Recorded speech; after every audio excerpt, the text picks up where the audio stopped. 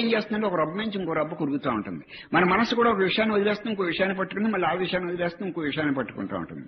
ఏదో ప్రపంచ విషయాలు ఏదో ఒక విషయాన్ని పట్టుకుని వదిలేస్తే మళ్ళీ ఇంకో విషయం పట్టుకుంటుంది. మనసు దగ్గర గుణం ఏంటంటే ఒకేసారి రెండు విషయాల మీద ఆలోచించలేదు. మీరు ఇంటికి వెళ్ళిన తర్వాత చూసుకోండి, ఒకేసారి రెండు విషయాలను ఆలోచించలేదు. అది ఒక విషయం ఆలోచిస్తుంది, అది మానేసి ఇంకోటి ఆలోచిస్తుంది. కానీ ఒకేసారి మటుకు అది రెండు విషయాలని ఆలోచించలేదు. ఒర్రొర్ర చెర్రగక్క ఒర్రొర్ర చెర్రగక్క ఒర్రొర్ర చెర్రగక్క ఒళ్ళము నిన్ను గని అనగా నీ జుచి చూపుము అరుణాచల.